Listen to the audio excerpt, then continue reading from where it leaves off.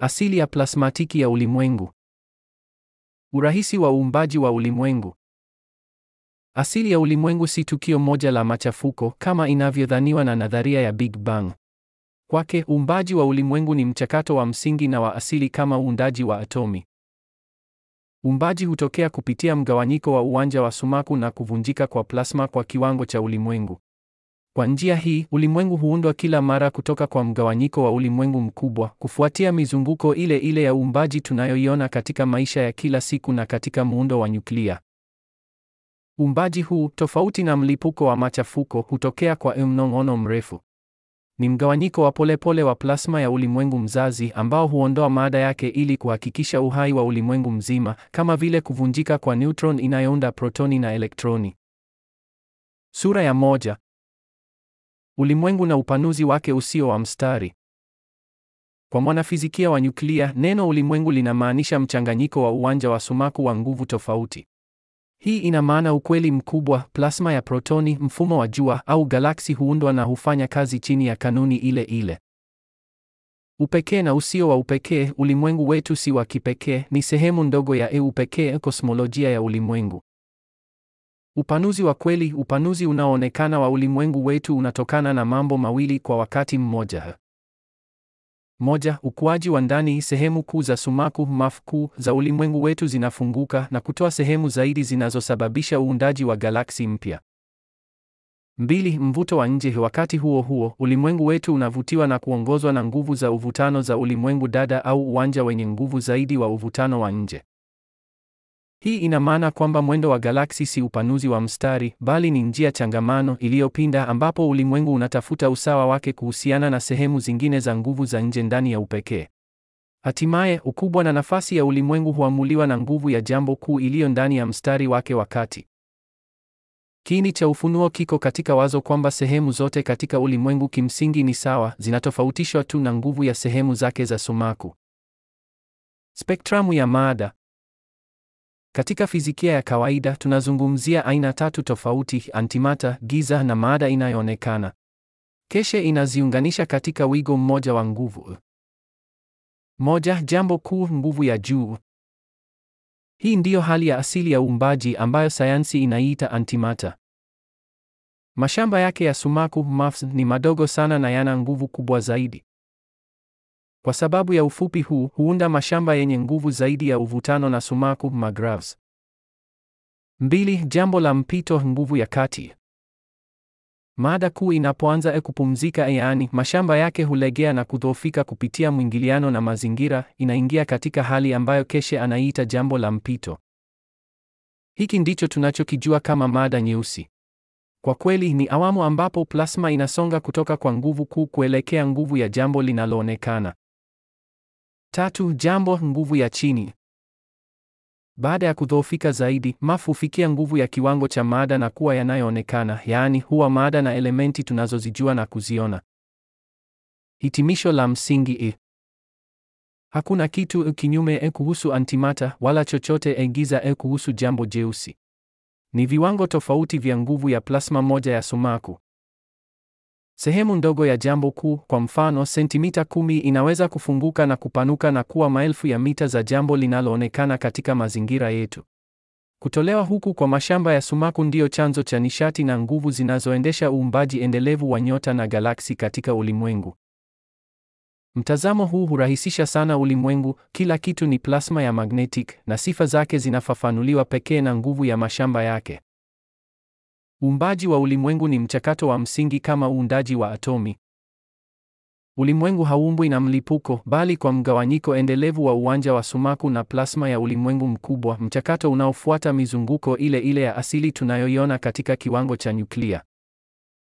Uumbaji huu, tofauti na tukio la kulipuka, hutokea kwa mnong'ono mrefu. Plasma ya ulimwengu mzazi hugawanya na kutoa jambo lake ili kudumisha usawa wake wa kimuundo, sawa na jinsi neutroni inavyooza ili kuunda protoni na elektroni. Dhana muhimu za plasma ya ulimwenguni. Istilahi. Ili kuelewa maono haya, ni muhimu kujua istilahi mpya ambayo Keshe anatumia kuelezea fizikia halisi ya ulimwengu. Maths na magraphs. Msingi wa kila kitu ni maths, mashamba ya sumaku. Hizi zinapoingiliana na uwanja wa uvutano, magraphs, mashamba ya sumaku na uvutano huzalishwa muhimu ambayo huamuru tabia na mwendo wa miundo yote ya ulimwengu. Jambo kuu hapo awali lilikuwa antimata. Hii ndiyo asili ya kila kitu. Inaitwa jambo kuu kwa sababu ndiyo chanzo cha jambo lote.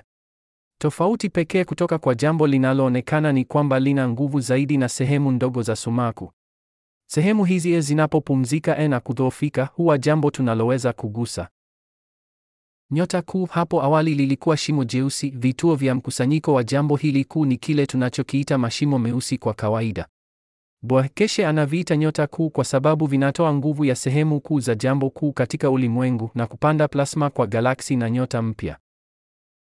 Jambo la mpito na nishati hapo awali lilikuwa giza, kile ambacho sayansi inakiita jambo la giza, na nishati ya giza ni tu kusonga sehemu za sumaku ambazo ziko katika hali ya mpito au mabadiliko ya nguvu.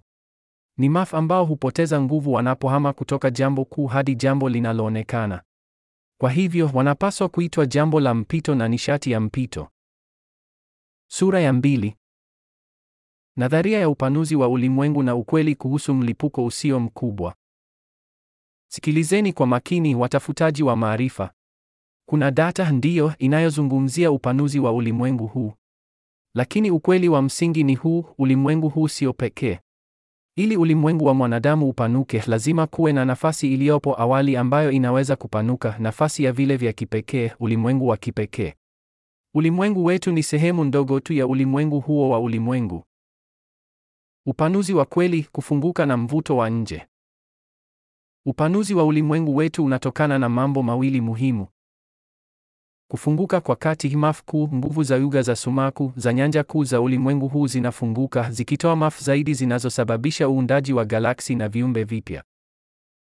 Mvuto wa nje, sehemu zenye nguvu za uvutano nje ya mpaka wetu wa ulimwengu zinavuta muundo wetu na kuuweka ukiwa na nguvu. Mwendo huu si upanuzi rahisi wa duara au mstari. Ni sehemu ya mwendo wa kimataifa wa universe. Angalia galaksi, mwendo wao umepinda na unafuata mwelekeo wa mvuto wa ulimwengu dada wa nje. Hii ni muhimu kwa ulimwengu wetu kupata usawa wake ndani ya universe. Moyo na nafsi ya ulimwengu hu mstari wa kati. Kila ulimwengu hauna nyota ya kati, bali mstari mkuu wa kati wa maada na mafu. Nguvu na wingi wa mafu hizi katika mstari huu wa kati huamua ukubwa wa ulimwengu na nafasi yake ikilinganishwa na ulimwengu mwingine ndani ya universe. Nguvu ya magrav ya mstari huu wa kati ndiyo inayovutia na kuunda maada, galaksi na yaliyomo ndani yake yote. Uzito wa jumla wa mafu na maada ya mpito katika galaksi ni chini ya 5% ya uzito wote wa mstari wa kati na nyota yake kuu.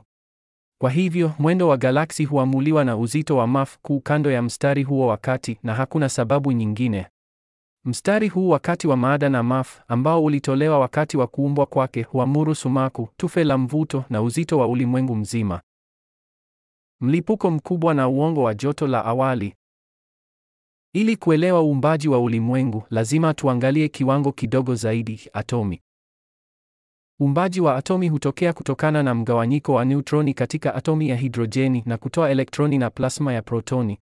Je, kuna joto kubwa katika mgawanyiko huo? Hapana. Kanuni hiyo hiyo inatumika kwa mgawanyiko wa ulimwengu ulipoumbwa kutokana na kuoza kwa neutroni yake mzazi. Hakuna sababu ya kimantiki kwa ulimwengu kuwa ulikuwa moto au uliopozwa. Mawazo ya sasa kwamba atomi za kwanza ziliumbwa wakati ulimwengu ulipopozwa si sahihi. Atomi huundwa kwa kupunguza nguvu ya uwanja wa sumaku wa mafu kuu, si kwa kupoeza. Wazo la joto halionekani katika mgawanyiko wa plasma ya neutroni. Ulimwengu kama atomi huwa na mwendelezo na sambamba kila wakati. Uthibitisho uko katika ramani ya OMAP. Ramani hii inaonyesha usambazaji wa joto ulio sawa na sawa. Kama kungekuwa na mlipuko mkubwa wa moto, tungeona maeneo ya baridi zaidi kwenye mipaka ya nje. Mkusanyiko wa joto katika diski ya kati ya OMAP unathibitisha kwamba ulimwengu ulianza kutoka mstari wa kati. Ulimwengu umeumbwa kutoka ndani nje. Ulimwengu haukuwa mpira mkubwa wa moto uliopoa. Uliumbwa kwa kuoza na kugawanyika kwa molekuli kubwa kutoka kwa ulimwengu mwingine, kama vile neutroni kubwa. Ulimwengu umeumbwa kutoka ndani na nje. Mafu kuu iliyotolewa huingizwa kwenye eneo jipya la universe. Miale hii ya mwanga kutoka kwa MAF kuu inapoangaza nje kutoka kwa mstari wa kati hupunguza katika kiwango chake. Kupungua huku kwa nguvu katika mazingira mapya husababisha uumbaji na mpito wa MAF za maada na hatimaye maada yenyewe.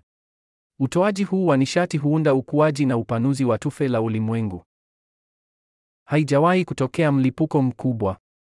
Kuonekana kwa upanuzi kunatokana na kufunguka kwa MAF kuu ambayo huunda upanuzi wa tufe la ulimwengu.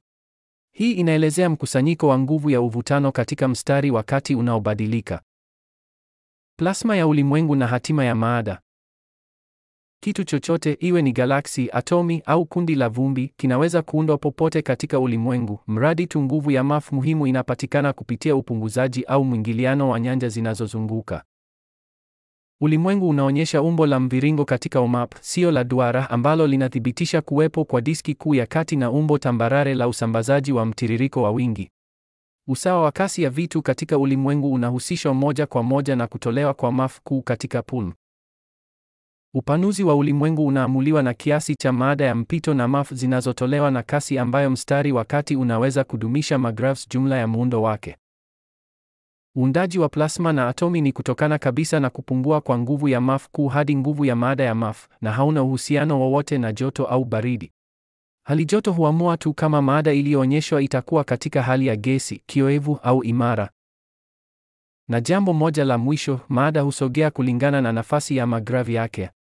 Wazo kwamba wakati ni mstari na kwamba galaksi za zamani zaidi ziko katikati si sahihi, kwa sababu mwendo wa baadhi ya vipengele vya ulimwengu hutokea kwa kasi ambayo teknolojia ya sasa haiwezi kuiona. Sura ya 3: mbinu ya kusafirisha MAFs katika ulimwengu. Ufunguo wa usafiri mzuri ni umbo. Kwa plasma ya maada, iwe maada kuu, maada ya mpito au nyenzo, kusafiri kwa kasi ya juu zaidi bila hasara kubwa, plasma ya duara lazima ibadilike kuwa plasma ndefu ambayo tunaita boriti ya mwanga. Fikiria neutroni ya duara kuwa boriti ya silinda ya mwanga. Kadri jambo hili kuu linavyosafiri, MAF za mpito na maada ndani ya boriti huhamia kwenye safu ya nje. Hii hupunguza msuguano na upotevu wa magrav na mazingira. Kizuizi cha mwanga na melodi ya ulimwengu. Mwingiliano huu ndio sababu ulimwengu ni mweusi lakini unang'aa. Huruhusu mwanga usio na mwanga lakini hufanya iwe vigumu kuona taa kutoka kwa ulimwengu wa nje. Kuna mwanga katika viwango vyote vya nguvu ya MAF, si katika ulimwengu wa nyenzo tu. Kama vile katika ulimwengu wa nyenzo tunavyosikia mlipuko wakati kizuizi cha sauti kinapovunjwa, ndivyo pia hutokea wakati kasi ya mwanga inapozidi katika mazingira fulani. Lakini sikiliza kwa makini. Sauti hii inapovunjwa kizuizi cha mwanga si mlipuko rahisi. Kutokana na wigo wa nguvu za mpito, ni zaidi ya sauti ya mingurumo mirefu tofauti, wimbo ambao mtu husikia anapovuka mpaka. Kasi ya mwanga daima inahusiana na nguvu ya MAF inayozunguka na muundo wa amino asidi ya mwanadamu. Kuna upinde wa mvua katika kila ngazi ya MAF katika ulimwengu.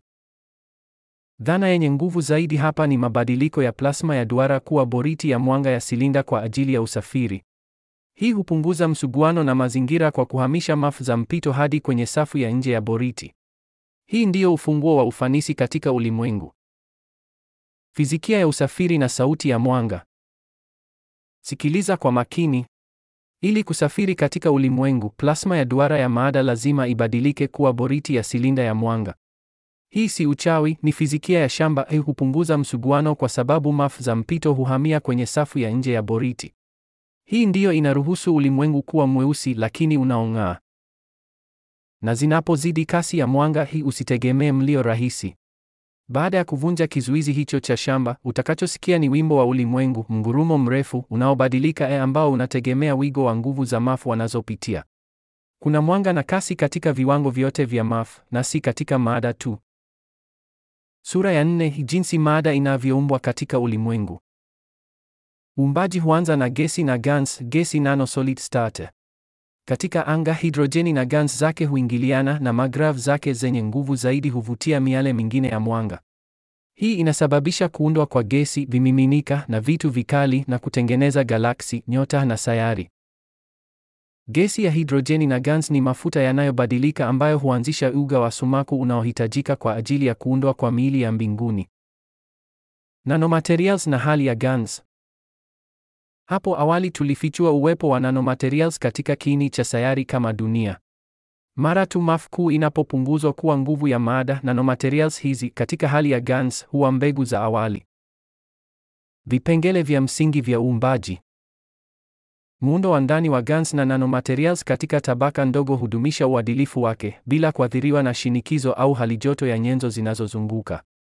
Hata hivyo, GANs huathiriwa na mionzi. Hii ndiyo sababu DNA ya binadamu iko katika hatari kubwa ya mionzi, kwani muundo halisi wa amino asidi zake unaundwa na mada ya GANs. GANs ni hali ya mwanga ambayo imebadilika kutoka plasma ya silinda hadi kitu chenye duara kinachobadilika. Udhihirisho wake unategemea mvuto wa ndani, si hali ya mazingira. Hii ndiyo sababu tunaweza kuona elementi hiyo hiyo, tuseme dhahabu, katika maeneo baridi na yenye joto zaidi ya ulimwengu, bila atomi imara iliyopo, bali umbo lake la nanoatomiki au GANs. Mada huundwa kulingana na nguvu ya mafi ya mazingira na kisha huonekana katika hali ya gesi au imara kulingana na shinikizo na hali joto. Mada haipo kama unavyofikiria ni GANs. Mada ni udanganyifu, udhihirisho wa uwanja. Msingi wa maisha na moyo wa sayari, kila kitu hufanya kazi katika hali ya GANs, gesi katika hali mango nano. GANs ni hali ya mwanga. Muundo wake wa nanokristaline hudumisha uadilifu wake kupitia mvuto wake wa ndani, si kupitia hali joto ya nje au shinikizo. Hii ndiyo sababu tunaweza kupata elementi hiyo hiyo, tuseme dhahabu, katika kona yoyote ya ulimwengu bila kuhitaji kuwa atomi thabiti.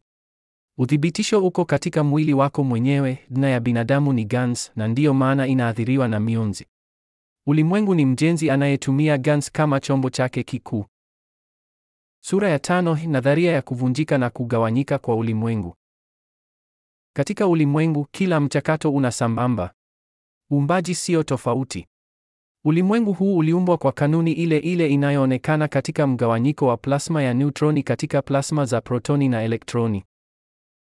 Ulimwengu wetu wa sasa, unaoonekana kwa wanadamu, uliumbwa kutokana na mgawanyiko wa ulimwengu mkubwa na kuna uwezekano mkubwa ni sehemu ndogo zaidi ya mgawanyiko huo. Sababu ni kwamba tunafuata mvuto wa sehemu kubwa, dada mkubwa, ambayo inafanya ionekane kana kwamba ulimwengu unapanuka kila wakati huku nguvu za nje zikiusukuma na kuuvuta. Kukosekana kwa usawa wa ulimwengu mama. Kugawanyika kwa ulimwengu mkubwa hutokea kulingana na kanuni sawa na kuoza kwa nyuklia. Kukosekana kwa usawa husababisha ufunguzi na utawanyiko wa mashamba katika maeneo mawili mapya ndani ya ulimwengu. Kama vile ilivyo katika kugawanyika kwa neutroni, ulimwengu mpya huhifadhi sifa za ulimwengu mama, lakini upangaji upya wa mashamba ya sumaku huipa mzunguko mpya na mpya wa wakati. Hii ni kama kujifungua mtoto. Umri wa mama hauna maana, mtoto ana mzunguko wake wa maisha. Nadharia za mlipuko mkubwa na M11 hazina maana. Kama zingekuwa sahihi, kila wakati elektroni inapoumbwa kutoka kwa neutroni, kungekuwa na mlipuko mkubwa. Imani hii inaonyesha ukosefu wa uelewa kuhusu viumbe sambamba katika ulimwengu. Kwa sababu ya wingi mkubwa wa yaliyomo, ulimwengu unaozaliwa kutoka kwa ulimwengu huu ungeweza kuwa na galaksi na nyota kubwa zaidi. Hata hivyo, viumbe vilivyo ndani ya ulimwengu huo, kutokana na ukubwa mkubwa wa ndani, vinaweza kuwa vidogo au kutegemea uwepo wao kwa nguvu za uwanjani badala ya vitu vya kimwili. Sahau mlipuko mkubwa. Ulimwengu ulizaliwa kwa mgawanyiko. Nadharia ya mlipuko mkubwa ni ujinga. Katika ulimwengu, kuna ulinganifu wa ulimwengu wote. Kama ulimwengu ungeumbwa kwa mlipuko, kila mgawanyiko wa atomiki ungetoa mshindo. Hilo halitokei. Ulimwengu wetu haukulipuka, uligawanyika kutoka kwa ulimwengu mama mkubwa zaidi, kama vile neutroni inavyogawanyika kuwa protoni na elektroni. Upanuzi wetu unaodhaniwa si kitu zaidi ya matokeo ya sisi kuwa sehemu ndogo ya mgawanyiko huo, na tunavutwa kila mara na mashamba ya uvutano ya ulimwengu ndugu mkubwa zaidi. Mgawanyiko huo unaupa ulimwengu wetu mzunguko mpya na mpya wa wakati. Sura ya 6 hii mwanadamu, nafsi yake na muunganisho wake na ulimwengu. Ukweli kwamba nyota kubwa au sayari zina nguvu zaidi ya ilivyotarajiwa za magravs unatokana na wingi wa tabaka za sumaku na nanomaf katika muundo wao wa ndani. Mwanadamu lazima aelewe muundo wa mwili wake hautaharibiwa baada ya kuvuka vizuizi vya nguvu vya MAF. Kwa nini? Kwa sababu atomi za kila seli hufanya kazi katika hali ya mada ya GANs, si katika hali ngumu. Ikiwa plasma ya protoni ya atomi ya kaboni itavuka mazingira ya nguvu ya mpito ya MAF, vipengele vyake vya mpito vya MAF vitaamilishwa ili kuingiliana na eneo hilo. Hii ina maana kwamba uadilifu wa mwili wa kimwili unadumishwa, lakini unafanya kazi katika kiwango tofauti cha nguvu ya MAF. Mwanadamu anaweza kuishi katika vipimo vyote vya nguvu ya MAF vya ulimwengu. Nafsi kama muunganisho wa ulimwengu. Mwili wa kimwili ni kama dunia, una uzito na sumaku inayoenea zaidi yake. Nafsi ya mwanadamu ni muunganisho wa nje wa utendaji wa mwili wa kimwili na ulimwengu, ni kiungo cha kipekee na kinachojumuisha. Maada yote ya plasma yenye nguvu ina nafsi. Lakini mwanadamu ana akili ya kuruhusu roho yake kuingiliana na wengine. Athari kamili ya mwingiliano wa ndani wa nyanja zote za mwili, atomi, protoni, elektroni, ndiyo inayounda roho ya mwanadamu au kile tunachokiita aurora. Lugha ya kawaida katika ulimwengu ni uwanja wa msingi wa sumaku wa plasma.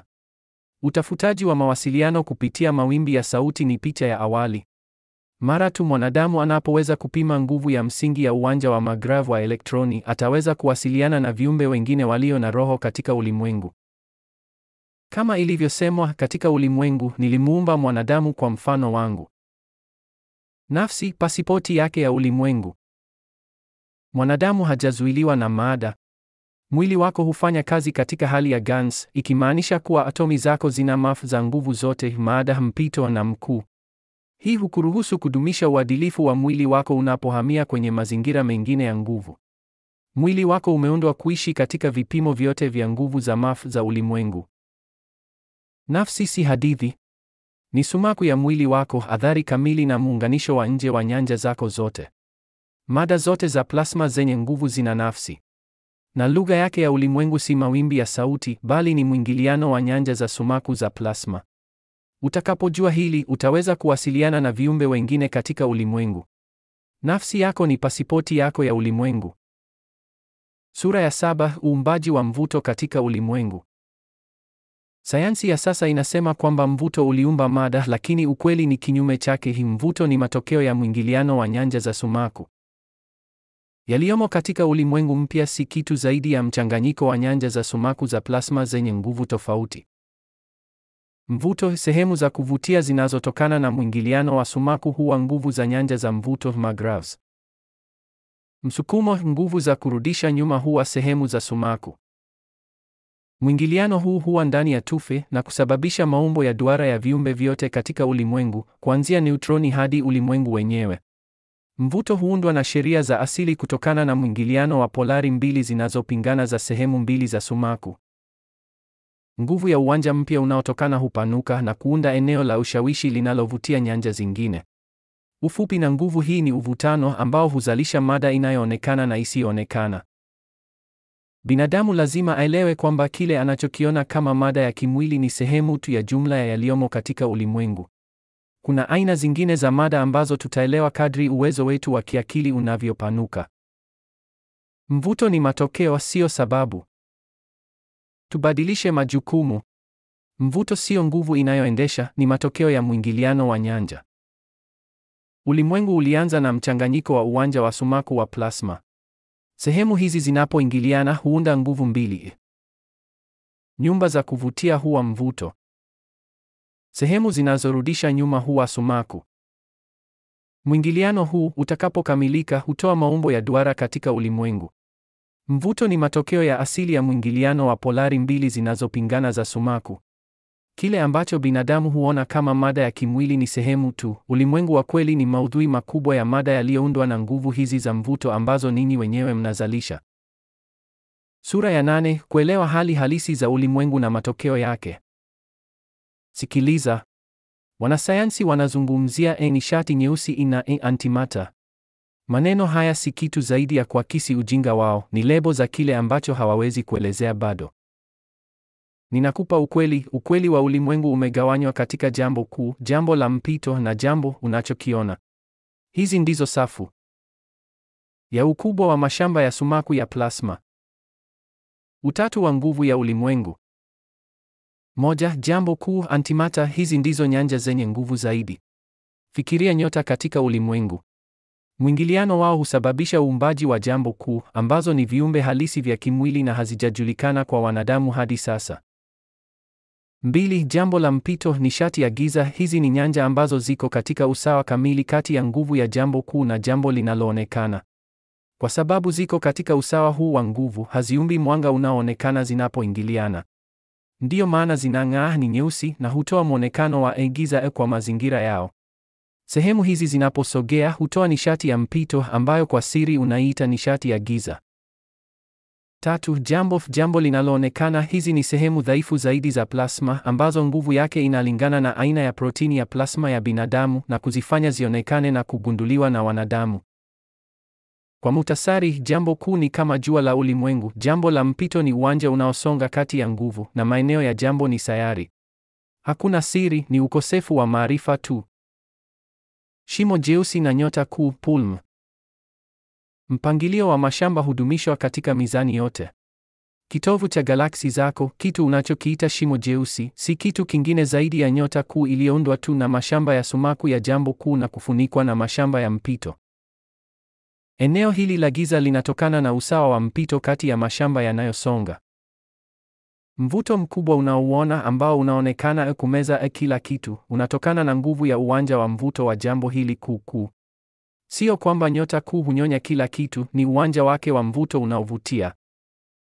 Ukubwa wa nyota kuu hii ni mchanganyiko wa nguvu za magrav za maudhui yake ya jambo kuu.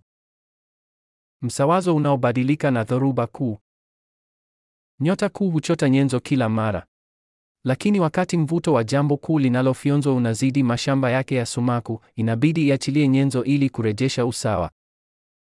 Hapa ndipo nyota kuu hufukuza mashamba makubwa na maada bila kusababisha ulimwengu kugawanyika. Kutolewa huku kukubwa ambako ni kama dhoruba za jua kwa kiwango cha ulimwengu, huvuruga usawa wa ulimwengu na kunaweza kusababisha uundaji wa ghafla wa galaksi mpya, nyota na wingi. Ni mchakato unaoendelea wa kusawazisha upya. Nyota kuu ya ulimwengu hufukuza na nyota kuu za galaksi hunyonya baadhi ya ziada hiyo ili kudumisha udhabiti wao wenyewe. Mwanga mdanganyifu na uwiano wa uwili. Nyota kuu huvutia mwanga kwa sababu mwanga ni kitu chenye nguvu za uvutano na sumaku na ina uzito wake. Jambo kuu lina nguvu zaidi kuliko mafu za mwanga. Ni kawaida kwa uwanja dhaifu kuvutiwa na wenye nguvu zaidi. Lakini huu ndio unafiki ambao hauoni. Nyota kuu pia hutoa taa angavu zaidi kwa mpangilio wa ukubwa wa mafu kuu ambazo hazionekani kwa macho ya mwanadamu. Ndiyo maana unaona trafiki ya upande mmoja tu, huoni asili halisi ya uwili na usawa wa uumbaji. Ulimwengu hautaishiwa na nishati kamwe. Dhana kwamba ulimwengu utaishiwa na nishati, utapoa au kupanuka na kuwa kitu kingine ni udanganyifu mwingine. Ulimwengu utavunjika na kuwa ulimwengu mdogo unapopoteza usawa wake, lakini mvuto wa ulimwengu hautatoweka mradi tu sehemu mbili au zaidi za sumaku zinaingiliana. Mchakato unaweza kuanza upya kila wakati. Wazo kwamba ulimwengu ulikuwa moto na upoezwa ili kuunda maada si sahihi na hauna sambamba ya ulimwengu. Uchunguzi wa UMAP unaonyesha usambazaji sawa wa joto sambamba na kile kinachoonekana katika mgawanyiko wa neutroni. Uundaji wa mvuto ni kutokana na mwingiliano wa plasma tofauti za mafu. Nyota kuu, jiko la ulimwengu la mchanganyiko. Muunganisho hautokei kupitia joto au mgongano, bali kupitia muunganiko wa mashamba. Nyota kuu ni sehemu katika ulimwengu ambapo mafu na maada dhaifu huingia kwenye mabonde yao ya mvuto. Hapo mashamba hupigwa na kubanwa hadi yaungane na kufikia ukubwa na msongamano wa maada kuu.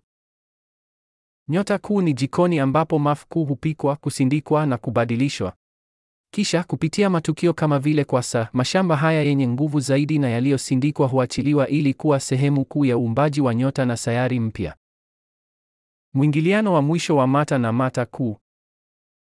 Hapa kuna kosa lingine dhahiri katika sayansi yako. Mata, sehemu dhaifu na isiyo na maana zaidi, inapogusana na mata kuu, antimata hayaangamizani. Ya ukubwa wa mashamba ya sumaku ya plasma. Utatu wa nguvu ya ulimwengu. Moja, jambo kuu, antimata. Hizi ndizo nyanja zenye nguvu zaidi. Fikiria nyota katika ulimwengu. Mwingiliano wao husababisha uumbaji wa jambo kuu, ambazo ni viumbe halisi vya kimwili na hazijajulikana kwa wanadamu hadi sasa. 2. Jambo la mpito, nishati ya giza. Hizi ni nyanja ambazo ziko katika usawa kamili kati ya nguvu ya jambo kuu na jambo linaloonekana. Kwa sababu ziko katika usawa huu wa nguvu, haziumbi mwanga unaoonekana zinapoingiliana.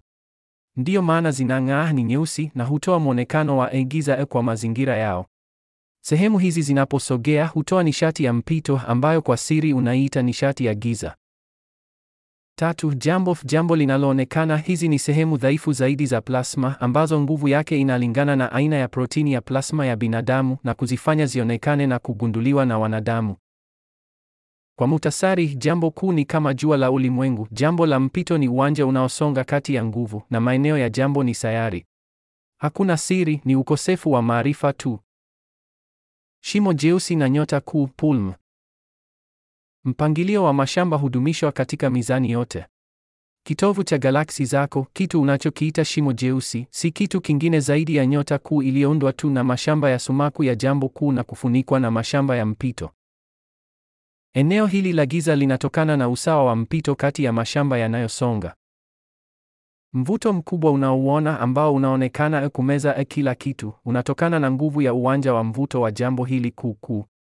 Sio kwamba nyota kuu hunyonya kila kitu, ni uwanja wake wa mvuto unaovutia. Ukubwa wa nyota kuu hii ni mchanganyiko wa nguvu za magrav za maudhui yake ya jambo kuu. Msawazo unaobadilika na dhoruba kuu. Nyota kuu huchota nyenzo kila mara. Lakini wakati mvuto wa jambo kuu linalofyonzwa unazidi mashamba yake ya sumaku, inabidi iachilie nyenzo ili kurejesha usawa. Hapa ndipo nyota kuu hufukuza mashamba makubwa na maada bila kusababisha ulimwengu kugawanyika.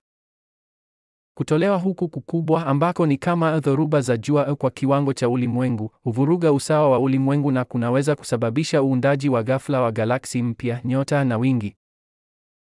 Ni mchakato unaoendelea wa kusawazisha upya. Nyota kuu ya ulimwengu hufukuza na nyota kuu za galaksi hunyonya baadhi ya ziada hiyo ili kudumisha udhabiti wao wenyewe. Mwanga mdanganyifu na uwiano wa uwili. Nyota kuu huvutia mwanga kwa sababu mwanga ni kitu chenye nguvu za uvutano na sumaku na ina uzito wake. Jambo kuu lina nguvu zaidi kuliko mafu za mwanga. Ni kawaida kwa uwanja dhaifu kuvutiwa na wenye nguvu zaidi.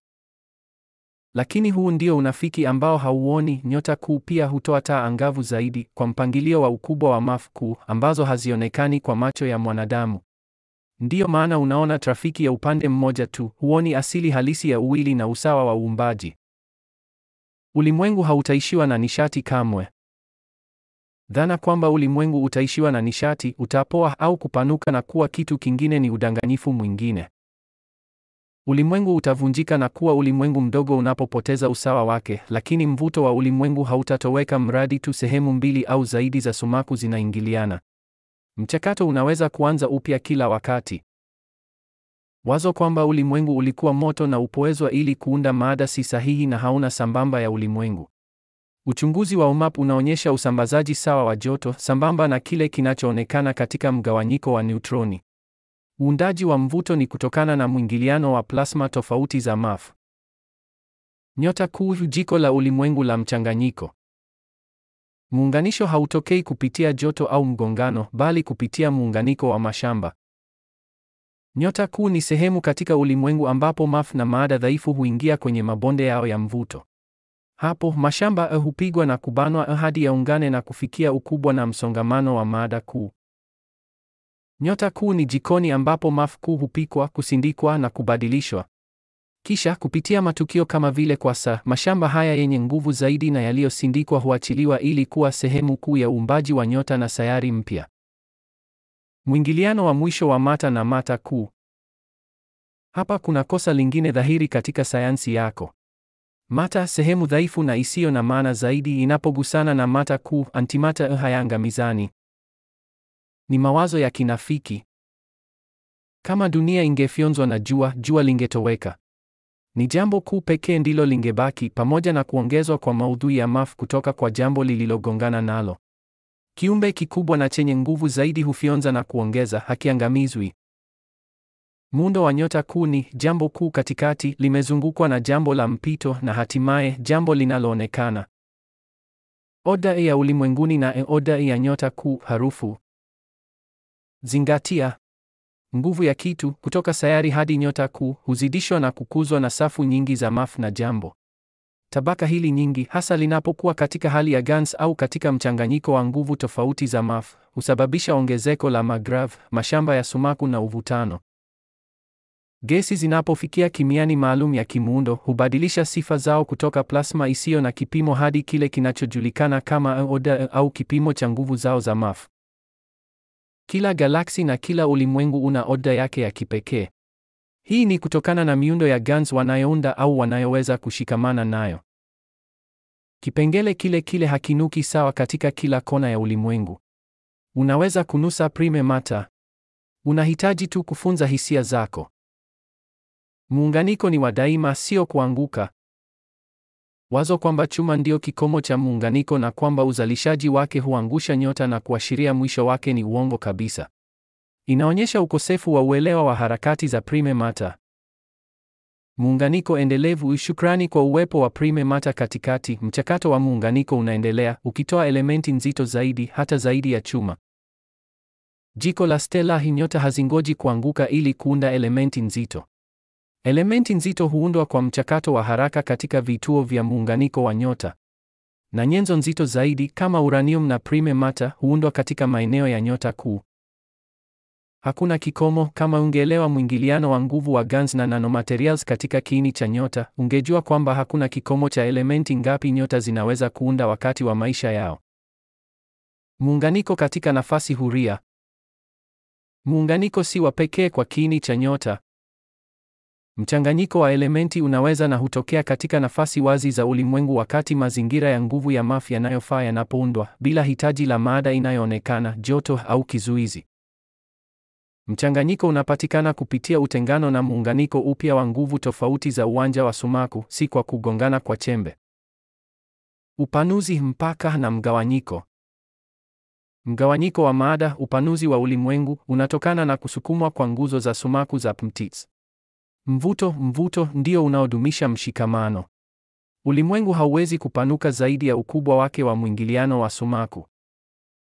Msawazo, uzito wa ulimwengu ni usawa kati ya nguvu za uvutano na sumaku. Mpaka na mgawanyiko, ikiwa ulimwengu huu unapoteza uzito zaidi wa chembe kwa majirani zake kuliko unavyohitaji ili kudumisha uwepo wake, usawa wake unavurugika. Badala ya kupanuka hadi kifo baridi au kupungua hadi kuwa umoja, utagawanyika taratibu ili kupata usawa mpya.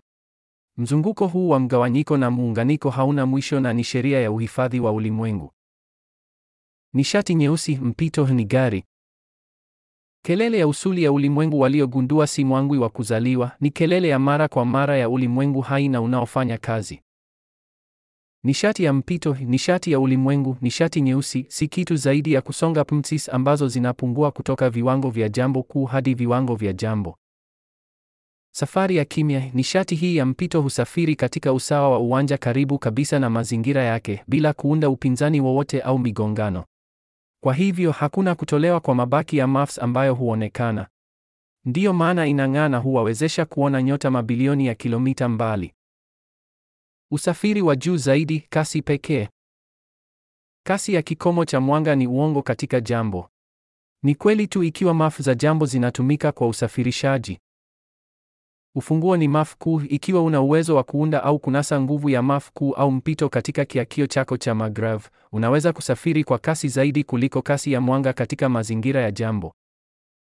Kasi huzidi mamilioni ya mara zaidi. Kasi ya mwanga katika mazingira ya jambo kuu ni mara milioni zaidi kuliko ile ya jambo. Mwili hauhisi chochote. Mwili wako hautahisi tofauti, kwani pmtits za seli za binadamu zina pmtits za maada kuu ndani ya muundo wake. Onyo la mwisho la msafiri. Ikiwa mwanadamu anaelewa ukuzaji wa nguvu ya uwanja kupitia tabaka za sumaku, ataona kwamba hahitaji mashimo ya minyoo au maneno ya ajabu kusafiri. Ataweza kusafiri kwa kasi ya Muumba. Udanganyifu wa vituo vingi vikuu vya maada katika mfumo wa galaksi na kuunda njia nyingi za kuruka zenye mwelekeo tofauti, unaweza kuziruhusu kusafiri kwenye galaksi kwa dakika chache. Lakini tahadhari, nguvu ya uharibifu ya teknolojia hizi ni kubwa. Kosa moja na hakuna kitakachobaki cha kiumbe anayesafiri, ni pmtits yake pekee. Amani ndiyo ufunguo wa teknolojia hii. Umbo la galaksi na mazingira. Usiangalie tu galaksi. Angalia mazingira yake. Umbo la galaksi, mwonekano wao wa kimwili, ni kutokana na athari za maada na viumbe vingine vinavyozunguka. Mazingira ndiyo yanayoruhusu na kulazimisha kitu kuwepo ndani ya wakati na wakati fulani. Ukitaka kuelewa mapungufu ya maada na mafu za ndani za kitu, lazima uangalie mazingira yake. Mwendo wa haraka wa maada, kama vile ule wa elektroni au sehemu ya ulimwengu, haimaanishi kwamba ulimwengu unapanuka kwa machafuko. Hii ina maana kwamba ulimwengu unaweka upya mafu zake ndani ili kuhakikisha uwepo wake na kudumisha nafasi yake ya magrav ikilinganishwa na ulimwengu mwingine. Lugha ya amani ya ulimwenguni. Kutengwa kwako ni adhabu ya kujiletea. Binadamu lazima waelewe kwamba chembe za msingi na sehemu zinazounganisha ni sehemu rahisi za sumaku, na kwamba utendaji kazi wa ulimwengu unategemea mwingiliano wao. Uumbaji wote umefikia njia ya kawaida ya mawasiliano ya sehemu za ulimwengu. Sio sauti wala alfabeti. Ni lugha ya ulimwengu, kulingana na nguvu ya pmtits zenye nguvu tofauti. Kutengwa kwako na jamii ya ulimwengu ni kulinda amani ya ulimwengu. Kwa nini? Kwa sababu mawazo yako, kulingana na pmtits zinazofanya kazi katika ubongo wako, yanagunduliwa na ni kama mwanga unaoonekana kwa viumbe vingine. Wanaweza kuona na kuelewa nia yako ya kweli na kiu yako ya migogoro na mali za kimwili. Amani ni lango. Mara tu wanadamu wanapoelewa kwamba haihitaji kuchukua zaidi ya lazima au kuunda mgawanyiko, watajifunza lugha hii na kuweza kujiunga na jamii ya ulimwengu ya viumbe wenye akili. Haihitaji macho kuona, lakini akili kuelewa. Mwendo wa siri wa ulimwengu dada. Ulimwengu unaoonekana hugawanyika, na kama ilivyo katika mgawanyiko wa neutroni, uzito mwepesi hufuata mwendo wa uzito mkubwa. Ulimwengu wetu mdogo hufuata ulimwengu wa kuzaliwa pamoja au ulimwengu dada kwa kasi ya juu sana ili kudumisha nafasi yake, ingawa inaonekana tuli ndani ya nafasi yake ya ndani.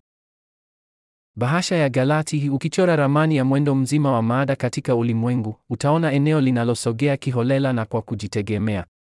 Hii ni bahasha ya galaksi ambayo imeunganishwa kisumaku na mvuto na mwelekeo wa mwingiliano wa magrav katika ulimwengu wetu kuhusiana na ulimwengu wake wa kuzaliwa pamoja. Mwelekeo wa utafutaji, mwelekeo ambao uzito huu husogea, unaonyesha nafasi halisi ya ulimwengu dada. Joto, baridi na kizuizi cha Coulomb. Amka. Joto na baridi katika ulimwengu hazipimwi kwa jinsi fizikia yako inavyokuambia. Joto, pmtits kufunguka. Joto ni kiwango ambacho nguvu ya wingi wa maada inaweza kulegea ili kuruhusu muunganisho. Kizuizi cha Coulomb, ugumu wake ni sifa sawa na sumaku ya atomiki, ni ugumu wa milinganyo ya magrav ya atomi. Muunganiko bila kuongeza kasi. Muunganiko unapatikana kwa kutolewa au kupunguzwa kwa magrav kutoka kwa maf na maada, kuwezesha mchanganyiko na uundaji wa elementi nzito. Joto ni matokeo yanayosaidia katika kulegeza kizuizi cha Coulomb, si chanzo. Sufuri kamili. Baridi inaelezewa kama wakati ptits ya maada inapungua zaidi ya sumaku ya maada. Sufuri kamili ni mahali ambapo uhamisho kamili ni sifuri kwa sababu magrav zilizoko katika usawa kamili zikidumisha mwendo sifuri wa magrav zilizoko. Lakini plasma ya ndani ya atomi inabaki hai. Muda ni udanganyifu wa uwanja. Muda haupo katika lugha ya ulimwengu. Ni jambo bandia duniani.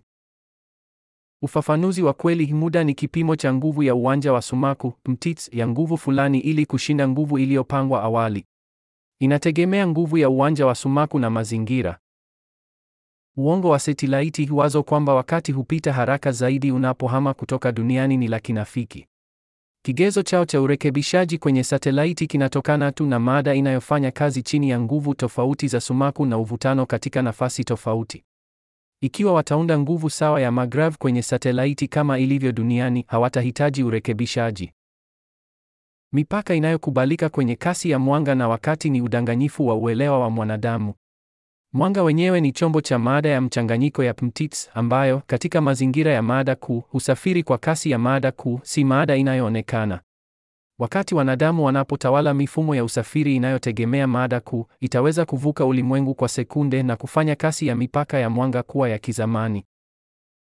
Udhaifu wa maisha ya mwanadamu unatokana na ukweli kwamba tumeumbwa kwa misombo ambayo hupoteza magrav kwenye mazingira yanayozunguka na hivyo kupunguza muda wetu wa kuishi. Uhai wa milele si wa kimwili, unakaa katika sifa za uwepo wetu katika ulimwengu wote wa Mungu. Wakati si ukweli wa ulimwengu wote, bali ni hali ya nafasi na milki, ni kipimo cha nguvu ya uwanja inayohitajika kushinda nguvu nyingine, na miale ya sumaku ya mazingira yetu ndiyo inayoamua kweli uharibifu wa seli na muda wa kuishi. Ulimwengu umeshikiliwa pamoja na mvuto na kuchukizwa kwa mifumo ya kuingiliana kwa mada kuu, mtits, ambayo ni igundi ya ulimwengu na msingi wa udhihirisho wa mada, kinachojulikana kama nadharia ya boson. Mada hujitokeza pale ambapo nguvu ya mtits inayohitajika inafikiwa, ikianzishwa na mwingiliano wa mashamba ya sumaku na plasma. Plasma na mada hujiweka na kufanya kazi katika kupitia ncha za kaskazini na kusini, kuvutia na kurudishana nyuma. Muhimu zaidi, mazingira huamua mpaka sumaku ya plasma na inaruhusu kuunganishwa tena kwa mashamba popote. Kanuni hii huwezesha kubadilika kwa polariti iliyosawazishwa katika seli na dunia, na kwa ujuzi huu, ukubwa na nguvu ya uwanja wowote wa plasma inaweza kudhibitiwa ili kuunda jambo lolote, kuanzia dhahabu hadi asidi amino. Ulimwengu hautaisha kamwe. Hakuna upekee, hakuna nyufa, hakuna kifo baridi. Ni mgawanyiko wa kudumu na muunganiko wa mara kwa mara wa mashamba ya sumaku ya plasma. Uhifadhi wa nishati na ubadilishaji wake kutoka umbo moja hadi jingine ndio kiini cha uumbaji katika ngazi zote. Ulimwengu kwa asili ni mahali pa amani na haki. Kutengwa kwa wanadamu kulikuwa muhimu kwa sababu viumbe wengine wanaona mawazo yetu na nia yetu ya vita na mgawanyiko. Amani ya ulimwengu si udhaifu, bali ni nguvu na akili ya hali ya juu ya viumbe ambao hawahitaji tena kupigania rasilimali. Binadamu lazima afikie umoja na kuachana na vita, kwani sheria za ulimwengu ni za haki na hazitavumilia tabia za zamani za sayari ya bluu. Ukweli, kama ulivyoahidiwa, utawaangazia wanadamu wote kutoka nchi ya simba na jua. Sura ya 9: Uumbaji wa mvuto. Ulimwengu, kuanzia plasma hadi galaksi, hufanya kazi kulingana na nguvu mbili za ulimwengu za mashamba ya sumaku ya plasma yenye nguvu ambayo lazima yaishi pamoja, nguvu ya mashamba ya uvutano, mvuto, na nguvu ya mashamba ya sumaku, kurudishwa nyuma au sumaku. Dhana kuu ni kwamba chanzo cha uvutano na sumaku ya sayari, kama vile ya dunia, kiko katika vipengele na hali sawa katika kiini chake. Wazo hili limethibitishwa na mifano inayoiga kizazi kiwili cha magravs, mashamba ya sumaku na mvuto, na imeonyesha uwezo wa kupunguza uzito na kuelea, ikithibitisha kwamba mwingiliano wa mashamba haya ndio kanuni sahihi. Kwa kusoma muundo wa ndani wa dunia ambao Keshe anaufafanua kama kinuklia cha kijio chenye michakato ya nusu muunganiko na mgawanyiko, asili ya uvutano inatambuliwa. Inatokana na mwingiliano wa mashamba mawili huru ya sumaku ya plasma yenye nguvu yaliyoundwa katikati ya sayari. Kiini cha Carolina, kiini ndani ya kiini cha ndani, mbegu ya dunia, huunda uwanja wake wa sumaku wa plasma yenye nguvu ya duara. Kiini cha nje, sehemu ambayo tayari inajulikana, labda imeundwa kwa msongamano au kwa sifa za maada yake ya kioevu inayosonga. Mashamba haya mawili yaliyotengwa na kiini kigumu cha ndani hujaribu kuungana kutokana na nguzo zao tofauti. Nguvu inayotokana na jaribio hili lililoshindwa la muungano huunda na kudumisha mwendo wa kudumu wa mashamba ambayo nayo huzunguka kiini cha ndani na kwa hivyo sayari nzima. Mvuto ni mvuto, usumaku ni msukumo. Nguvu ya uwanja wa sumaku, msukumo, hutokea kutokana na mwingiliano wa mashamba na nguzo zinazofanana za sumaku ambazo hurudishana na kuunda sumaku ya nje. Nguvu ya uwanja wa mvuto, mvuto au uvutano, hutokea kutokana na mwingiliano wa mashamba na nguzo tofauti ambazo hutafuta kuungana na kuunda nguvu ya kuvutia ya kati. Kwa hivyo, uvutano hauwezi kuwepo na uwanja mmoja tu wa sumaku wa plasma. Inahitaji kuwepo na matengenezo ya uwanja wa pili wa sumaku wa plasma unaobadilika. Hitaji hili la uwanja mbili huru ni la msingi kwa nyota na sayari zote, bila kujali hali yao, kimiminika, gesi, plasma au nanoskale. Keshe anasema kwamba nguvu ya uvutano haitegemei hali joto kama inavyoonyeshwa na tofauti kati ya dunia na jua, na inategemea muundo unaobadilika wa uwanja wa sumaku na jambo, muundo wa ndani na nafasi ya jamaa ya uwanja mbili wanazounda. Nadharia ya zamani ya msongamano na dhana ya uwanja mmoja wa sumaku si sahihi kwa kuzingatia maarifa ya sasa, kwani ni kuwepo kwa uwanja mbili tu ndiko kunaweza kuelezea jinsi sayari inavyoweza kuunda nguvu ya kuvutia na sumaku inayofunika maeneo makubwa. Jambo linaweza kupata nafasi yake ya magrav kwenye sayari ikiwa linaweza kuvutwa na kufukuzwa kwa njia iliyosawazishwa. Ikiwa uwanja wake ni dhaifu sana au wenye nguvu sana, halitaweza kubaki ndani ya uwanja wa sayari. Sheria hii ya msingi inaelezea kuwepo kwa sayari tofauti zenye muundo tofauti. Sura ya 9 inaweka kanuni ya msingi kwamba uvutano ni athari ya mwingiliano wa uwanja mbili au zaidi huru wa sumaku wa plasma. Hapa kuna muhtasari wa sehemu ya mwisho ya sura ya 9, tukidumisha mtindo wa Bohr-Keshe na kuzingatia athari za dhana ya uwanja wa sumaku wa plasma mbili unaobadilika, DSMF. Uvutano kama uwanja wa plasma mbili. Uwezo wa sayari kuhifadhi mada fulani. Nguvu ya uvutano ya nyota na si nyingine huamuliwa na mwingiliano kamili kati ya nguvu ya uzito wa chembe ya matatizo (MTITS) ya mashamba ya sumaku ya matati na magrav ya sayari. Uvutano ni nguvu ya uwanja wa sumaku wa plasma unaoundwa na mwingiliano wa mashamba mawili ya nguvu ya sayari ambayo huathiri matati kubaki ndani ya nguvu ya uwanja wake wa uvutano. Mshikamano huu ni sawa na sumaku mbili zilizounganishwa pamoja, lakini hutokea katika kiwango kinachonyumbulika cha atomiki au molekuli katika plasma ya duara iliyofungwa ya miili ya mbinguni. Udhibiti wa ulimwengu huanza kwenye kiini. Kwa kuiga muundo wa kiini cha dunia na kudhibiti kiasi cha matati ndani yake, nguvu ya mashamba ya magrav inaweza kurekebishwa na hivyo mvuto wa mfumo bandia unaweza kudhibitiwa. Ili chombo cha anga kiweze kusogea, kinahitaji tu kurekebisha kidogo mvuto wake kuhusiana na sayari na kukivutia au kukirudisha nyuma kupitia nafasi ya magrav. Imani kwamba nguvu ya uvutano inategemea nyota pekee si sahihi. Nguvu ya uvutano ya mfumo au galaksi inadhibitiwa kikamilifu na kuamuliwa na sayari na nyota zake. Hii ni sawa na jinsi mzunguko wa sumaku wa elektroni unavyoamua sifa za atomi, ingawa kiini kina nguvu zaidi. Tofauti katika uwanja wa mvuto wa dunia, unyogovu au uvimbe, zinathibitisha kwamba sayari ina viini vyenye mchanganyiko, si duara kikamilifu.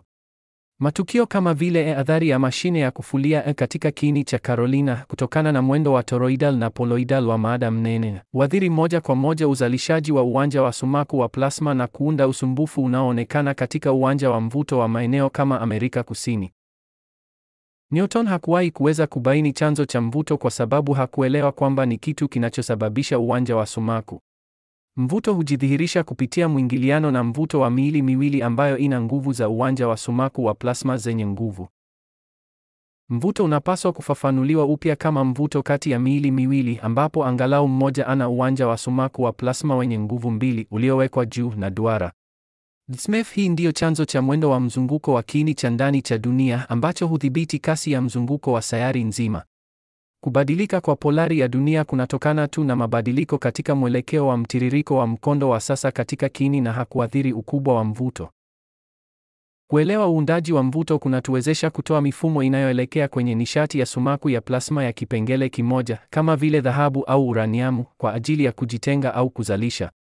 Hii inahitaji sayansi mpya ya kipimo, mfumo wa vipimo wa Universal Magravs (UMS), ambao lazima uwe na pande tatu na kupima nguvu ya mashamba ya sumaku dhidi ya kila mmoja, badala ya katika vitengo vya zamani vya ardhini kama kilo.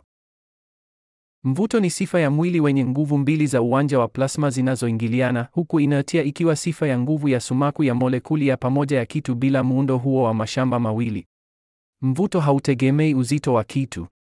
Uundaji wa mashamba haya yenye nguvu ya sumaku ya plasma ni hasa kutokana na mwendo wa nukleasi inayobadilika iliyochajiwa, kiini ambacho chaji yake ya umeme ni kubwa mara 2000 kuliko ile ya elektroni, ambayo inaelezea kwa nini kiini kidogo kama hicho kinaweza kutawala nguvu kubwa za uwanja. Hatimaye, uundaji wa nguvu za uvutano katika mfumo wa jua au galaksi hautofautiani na ule wa atomi au sayari. Kanuni ya uwiano inatumika katika viwango vyote. Ikiwa uwiano sawa wa ujazo MAF na hali ya kimwili utatumika, nguvu sawa ya magrav itapatikana bila kujali ukubwa wa mfumo. Mvuto na sumaku ya plasma tulioifanya.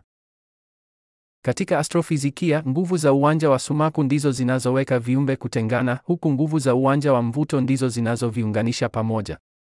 Muundo wa usambazaji wao wa pamoja unajidhihirisha kama sumaku ya chombo.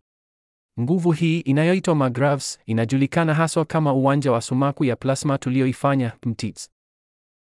Inaitwa tulivu kwa sababu haiwezi kusukuma kitu, kuzuia kila kitu katika ulimwengu kushikamana, na muhimu zaidi, kwa sababu ina uwezo wa kupenya tishu za binadamu bila kuathiri uwanja wa sumaku wa atomiki na molekuli wa seli. Mchanganyiko huu wa mashamba hutumika kuweka kitu kimoja kuhusiana na kingine, kuzuia migongano au utengano mwingi. Ugumu unaopatikana na sayansi ya kawaida katika kushinda uvutano wa dunia upo katika kushindwa kudhamini uhusiano wa msingi kati ya nguvu ya uwanja wa sumaku na nguvu ya uwanja wa uvutano. Majaribio katika mitambo ya plasma yenye msingi mbili baridi yameonyesha kuwa chanzo cha uwanja wa uvutano na jiosumaku ni sawa mwingiliano wa nguvu wa mashamba mawili ya sumaku ya plasma yaliyoundwa kwa kujitegemea. Ikiwa mfumo bandia utaweza kuiga jambo hili, unaweza kutumia nguvu za sayari badala ya kuzishinda. Hii inaruhusu harakati ndani au nje ya angahewa bila kuchoma mafuta na kufanya teknolojia ya kawaida ya msukumo kuwa ya kizamani. Mvuto kwenye miili ya duara huongezeka mtu anapokaribia katikati. Tofauti na sumaku imara ni kwamba sumaku imara ya plasma ni nguvu na inahitaji mwingiliano wa mashamba mawili huru ili kuwepo na kunyonya mashamba kutoka kwa mazingira yake kuhakikisha uhai wake, tofauti na sumaku imara ambayo mwendelezo wake upo katika muundo wa maada. Mvuto ni matokeo ya mwingiliano wa mashamba na nguvu yake haitegemei ukubwa wa kimwili wa kitu hicho, kulingana tu na nguvu ya mashamba ya sumaku ya plasma yaliyokiumba. Sura ya 10. Kuundwa kwa shimo jeusi. Keshe anaanza sura ya 10 kwa kuelezea shaka yake kuhusu mchakato wa mapitio ya rika katika sayansi, akinukuu mfano wa makala yake kuhusu mashimo meusi yaliyowasilishwa kwa jumuiya ya wanajimu ya kifalme, na ni sanjari na tangazo la baadaye la Stephen Hawking kuhusu kutoroka kwa miale kutoka kwenye mashimo meusi, jambo ambalo makala yake tayari ililielezea. Kwa sababu hii, wakfu wa Keshe unachagua uchapishaji wa moja kwa moja wa maarifa. Dhana kuu ya sura hii ni kwamba mashimo meusi ni matokeo ya mfuatano wa asili wa matukio na ni ya kawaida katika ulimwengu kama madoa ya jua. Ni uumbaji au matokeo ya mwingiliano wa asili kati ya mashamba mawili au zaidi ya sumaku tuli, pumps, au vitu vinavyosonga ndani ya chombo chochote kinachobadilika. Mashimo meusi huundwa na sheria za fizikia ili kukusanya, kuchakata tena na kusambaza tena vitu vipya katika galaksi. Hufanya kazi kama vituo vya kuchakata taka za cosmic. Ingawa hukua na kuwa wawindaji wakubwa wa nyota na uchafu, huchangia afya ya galaksi kwa kuwa chanzo cha miale ya cosmic, mbolea za galaksi. Kuundwa kwa shimo jeusi kunaelezewa na sambamba na mgongano wa sahani za tektoniki za dunia. Nyota na mifumo ya jua, sahani za bara katika galaksi, huwa katika mwendo wa mara kwa mara. Wakati mifumo miwili au zaidi inapokutana, sehemu zao za sumaku tulivu husukumana. Nyenzo kutoka kwa mifumo yote miwili hujikusanya, lakini mafu zao hukaribia vya kutosha kufutana au kusawazishana. Hii huunda eneo la sifuri au sehemu dhaifu sana ya sumaku tulivu. Kwa kuwa mwanga na mwangaza wa nyota hutokana na mwendo wa chembe zilizochajiwa kupitia uwanja wa sumaku, kutokuwepo kwa mafu yenye nguvu katika eneo hili hufuta mwingiliano na kusababisha eneo hilo kutong'aa na kuonekana kuwa giza, shimo jeusi. Neno hilo ni jina lisilo sahihi kwa kuwa miale hafifu ya mwanga hutoka kwenye shimo jeusi, lakini uzito mkubwa unaozunguka katikati ambao hutoa mchanganyiko wa mvuto na hali ya hewa huzuia mwanga wa nje na kuupa mwonekano mweusi. Mashimo meusi ni hali ya muda katika mzunguko wa maisha ya galaksi, ingawa hudumu kwa mamilioni ya miaka. Yanawakilisha mahali ambapo maada ya zamani hutoa nishati yake na husindikwa tena. Mwishoni mwa mzunguko wao, wingi huu uliokusanywa unaweza kuwa asili ya nyota na mifumo mipya yenye uzito mdogo kidogo kuliko uzito wa awali uliounganishwa, mara tu vigezo vitakapotulia. Ukosefu wa awali wa uwanja wenye nguvu wa sumaku tulivu huzuia wingi kupasha joto vya kutosha na kuruhusu kuchukua hatua na kuwa nyota mpya wakati hali zinapofaa. Ugumu unaopatikana na sayansi ya kawaida katika kushinda uvutano wa dunia upo katika kushindwa kwake kudhamini uhusiano wa msingi kati ya nguvu ya uwanja wa sumaku na nguvu ya uwanja wa uvutano. Majaribio katika mitambo ya plasma yenye msingi mbili baridi yameonyesha kuwa chanzo cha uwanja wa uvutano na sumaku ni sawa, mwingiliano wa nguvu wa uwanja mbili wa sumaku wa plasma ulioundwa kwa kujitegemea. Ikiwa mfumo bandia utaweza kuiga jambo hili, unaweza kutumia nguvu za sayari badala ya kuzishinda. Hii inaruhusu harakati kuingia au kutoka angani bila kuchoma mafuta na kufanya teknolojia ya kawaida ya msukumo kuwa ya kizamani. Uvutano katika miili ya duara huongezeka mtu anapokaribia katikati. Tofauti na sumaku thabiti ni kwamba geomagnetism ya plasma ina nguvu na inahitaji mwingiliano wa nyanja mbili huru ili kuwepo na kunyonya nyanja kutoka kwa mazingira yake na kuhakikisha uhai wake, tofauti na sumaku thabiti ambayo mwendelezo wake upo katika muundo wa maada. Shimo jeusi na uchakataji wa anga. Mashimo meusi, asili na kazi. Wakati mashamba ya sumaku tuli ya vitu vinavyogongana hutengana, kitovu cha mgongano huwa inakuwa kitovu cha mashamba makuu ya sumaku na mada. Hali hii inaweza kusababisha kuzaliwa kwa nyota ya msingi yenye nguvu kali za uvutano, ingawa kutokana na kupungua kwa mafu za mpito, eneo hili linaweza kuonekana kuwa jeusi zaidi ya mazingira yake mwanzoni, kwani mwingiliano wa shamba unaohitajika kwa mwanga unaoonekana haujaundwa. Hata hivyo, katikati ya eneo hili la giza, kuna mvuto mkubwa wa mada kuelekea nyota ya msingi isiyoonekana. Shimo jeusi linaloathiriwa na mashamba ya mifumo mingine inayozunguka huchuja miale ya ulimwengu ndani ya galaksi, likifanya kazi kama chanzo cha nyenzo mpya kwa galaksi, sawa na supernovae. Hali nyingine katika mwingiliano wa mifumo miwili ni wakati wa shimo jeusi unakuwa mkubwa sana kiasi kwamba unazidi uzito wa moja ya mifumo inayounda na kuteketeza uchafu na sayari zinazozunguka. Ikiwa wingi huu haupati joto kutokana na ukosefu wa uwanja wenye nguvu wa sumaku, hurithi nguvu kubwa ya inertial na kuwa mwili mkubwa unaovutia vitu, lakini wenye uwanja dhaifu sana wa sumaku zaidi ya mipaka yake ya kimwili. Mashimo meusi hufanya kazi kama hazina ya taka za ulimwengu ambapo elementi nyepesi na nguvu dhaifu za uwanja wa sumaku MAFS huvutwa kwenye kingo. Nguvu ya magravity inapodhoofika kwenye kingo au pengo linapotokea kati ya mifumo ya magravity iliyo karibu, elementi hizi nyepesi na atomi zilizoondolewa elektroni zao hutoroka hadi kwenye nafasi inayozunguka kama miale ya ulimwengu na vumbi. Mashimo meusi kwa kweli ndiyo chanzo kikuu cha miale ya ulimwengu na vumbi katika galaksi. Mashimo meusi, tukio la muda na mtiririko wa maada. Mashimo meusi ni hali ya muda inayotokana na makutano ya mifumo ya uwanja wa sumaku wa plasma. Sio mashine kubwa zinazotumia nguvu ikilinganishwa na ukubwa wa galaksi yao. Ni kama funeli ambapo maada huingia upande mmoja, hupondwa na kuchanganywa na kutoka upande mwingine. Wakati uwanja wa sumaku tulivu wa jirani unapobadilika au kudhoofika, pengo huundwa ambalo huruhusu nyenzo katikati kutolewa na kutawanywa na kuunda hali muhimu za uundaji wa mifumo au nyota mpya. Kwa hivyo, mashimo meusi huwa yanatoa maada na nyenzo zilizosindikwa kwenye mazingira yao. Sambamba, madoa ya jua, mashimo meusi ya jua. Kanuni hiyo hiyo nyuma ya uundaji wa mashimo meusi hutokea kwa kiwango kidogo zaidi kwenye uso wa jua, ikijidhihirisha kama madoa ya jua. Madoa ya jua huundwa wakati mashamba ya sumaku ya plasma yenye nguvu kwenye uso wa jua yanapoingiliana, kufutana au kusawazishana na kuunda eneo la msuguano mdogo sana au mwanga unaoonekana. Giza halitokani na hali joto ya chini, bali ni kutokana na kutokuwepo au uhaba wa mashamba ya sumaku ya plasma yanayopatikana kuingiliana na chembe zilizochajiwa na kuunda mwanga. Kama mashimo meusi ya galaksi, vitu vilivyonaswa kwenye madoa ya jua huvutwa nyuma na uvutano wa jua wakati mashamba yanapoanguka na kutolewa kwenye angahewa ya jua na kusababisha miale ya jua. Mzunguko wa madoa ya jua wa miaka 11 unaambatana na mabadiliko ya mara kwa mara ya polarity ya ndani ya jua.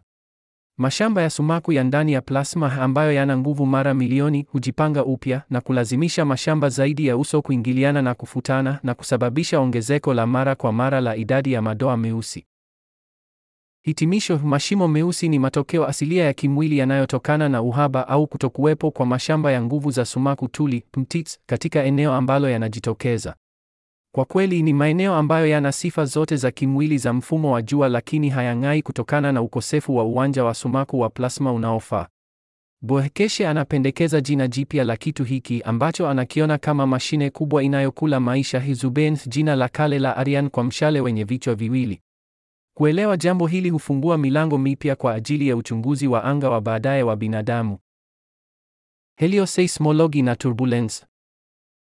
Utafiti wa helioseismology na majaribio yaliyofanywa kwenye vinundu viwili vinavyobadilika unathibitisha kwamba turbulence na mzunguko katika kiini cha plasma kama jua vina athari ya moja kwa moja kwenye joto, kizazi cha sasa, msongamano, na uzalishaji wa mashamba ya sumaku ya plasma yanayobadilika. Helicity ni kipimo cha kupotoka au kuunganishwa kwa mashamba haya ya sumaku, magravs, na inahusiana moja kwa moja na athari ya dinamo inayobadilika. Katika mitambo ya majaribio, uundaji wa hali ya shimo nyeusi, mwingiliano na kufutwa kwa mashamba ulisababisha kutokuwa na utulivu na hata uharibifu wa mfano, na kuthibitisha kanuni kwamba mgongano wa mashamba ya sumaku unaweza kusimamisha au kudhoofisha mfumo.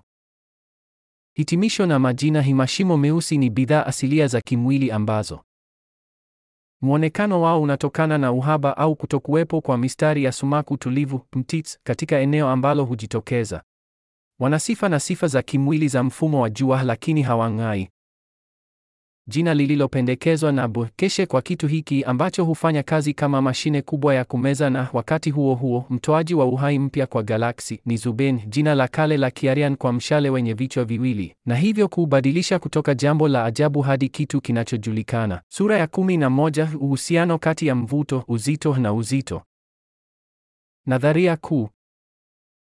Uzito wa kitu ni matokeo ya mwingiliano na uondoaji wa mashamba yake ya ndani ya mvuto na sumaku, na ni thabiti mradi tu kitu hicho kinabaki kikiwa sawa, kiatomiki au kimolekuli.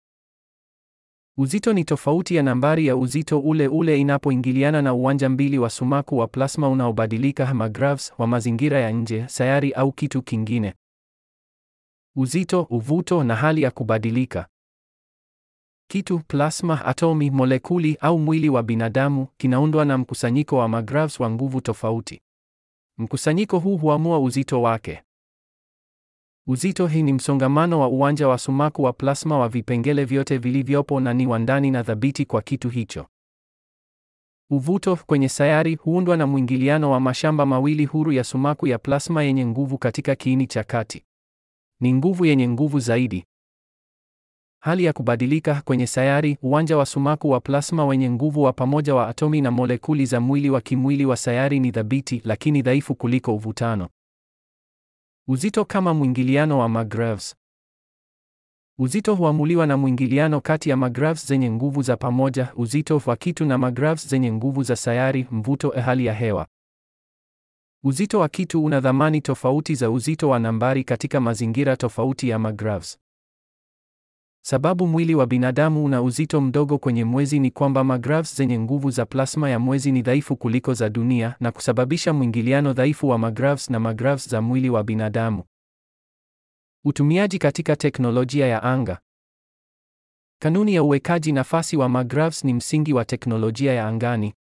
Kwa kuunda na kudhibiti magravs ndani ya chombo cha angani, uzito wa kitu unaweza kuletwa katika usawa na magravs za sayari katika nafasi fulani, kuruhusu kupaa wima au mzunguko uliowekwa bila msukumo wa kawaida. Katika kiwango cha atomiki, uwekaji nafasi wa magrav unaelezea kwa nini atomi huungana kuunda molekuli, uzito wao wa jamaa, mwingiliano ni sifuri au katika usawa. Sura ya 12: ulimwengu sambamba. Asili ya uwili, mwili na nafsi. Sura hii inachunguza kuwepo kwa ulimwengu sambamba kulingana na muundo wa plasma. Plasma imegawanywa katika protoni na elektroni, ambapo elektroni hupata kuwepo kwa kujitegemea, ulimwengu wa mashamba ya sumaku, licha ya kufungwa na protoni yake. Wazo hili linaenea hadi kwenye mada changamano hii. Elektroni ipo katika atomi, atomi katika mwamba, mwamba katika udongo na kadhalika. Wakati atomi na protini zinapoingiliana, kwa mfano sodiamu katika muunganisho wa neva, mwingiliano wa magrav zao hutoa mashamba mapya, changamano ambayo hutoa uhai kwa kitu hicho katika viwango viwili tofauti. Kitu kinachoshikika himada katika hali yake inayojulikana. Kisichoshikika sambamba, mashamba na nishati inayokifanya kuwa sehemu ya kitu kikubwa na ambacho, kikishaumbwa, kinaweza kuwepo kwa kujitegemea. Nafsi kama ulimwengu sambamba.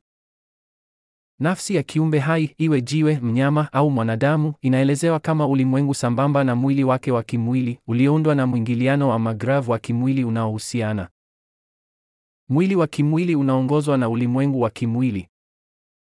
Nafsi haitegemei kuwepo kwa mwili wa kimwili na haitegemei kuwepo kwake, ikifanya kazi katika ulimwengu tofauti wa kutoonekana. Nafsi ina ufahamu wa mwili, lakini ikiwa mwili utakufa, roho, kama mtoto mchanga anayejitenga na mama yake, hubaki imeunganishwa na kiwango chake cha kuwepo na inaendelea kuingiliana na nyanja zingine katika kiwango sawa, katika kipimo chenye nguvu zaidi na kisichoonekana. Viumbe visivyoonekana na safari za baadaye. Kuna viumbe katika ulimwengu vilivyotengenezwa kwa kanuni za MAF na nguvu ya mada ambavyo vinaweza kufanya kazi katika kiwango kisichoonekana cha kuwepo, viwango tofauti vya nguvu za MAF. Viumbe hawa wana uwezo wa kubadilisha na kuonekana au kugunduliwa katika spektra tofauti za nguvu za MAF. Nafsi ya mwanadamu ni kama mwanga kutoka kwa nyota iliyolipuka zamani. Mwanga, nafsi, bado unaonekana ingawa nyota ya kimwili, mwili haipo tena. Kuelewa kuwepo huku sambamba kwa mada ni ufunguo wa uchunguzi wa anga za baadaye wa binadamu. Sura ya 13. Kanuni ya ulimwengu ya kugawanya ulimwengu. Uumbaji wa ulimwengu kwa kugawanya, kuongeza na kugawanya. Ulimwengu wa sasa kama unavyoonekana na mwanadamu umeumbwa kwa kanuni zile zile za kuongeza na kugawanya zinazoonekana katika maumbile, kama vile kuoza kwa neutroni kuwa protoni na elektroni. Ulimwengu unaoonekana ni sehemu ndogo zaidi ya mgawanyiko wa ulimwengu mkubwa, ulimwengu mzazi. Mwendo wa mara kwa mara na upanuzi dhahiri wa ulimwengu kwa kweli ni matokeo ya ulimwengu wetu kufuatia mvuto wa magravs wa ulimwengu dada yake mkubwa. Hii inaondoa nadharia za Big Bang na M11 kwani hazina ya ulinganifu katika ulimwengu wa kimwili wa uumbaji kwa mgawanyiko. Kama vile ilivyo katika kuvunjika kwa nyuklia, kila wakati ulimwengu unapogawanyika, ulimwengu mpya huhifadhi sifa za ulimwengu wao mzazi, lakini upangaji upya wa nguvu ya uwanja wa sumaku huzipa wakati na umri wao mpya. Ukubwa na utendaji kazi wa galaksi, nyota na viumbe katika ulimwengu mpya huamuliwa na mashamba ndani ya muundo huo mpya, bila kuingiliwa moja kwa moja na mtangulizi wake. Mwanadamu na nafsi kama muunganisho wa ulimwengu. Mwanadamu ni sehemu ya muundo jumuishi wa harakati za uwanja katika ulimwengu.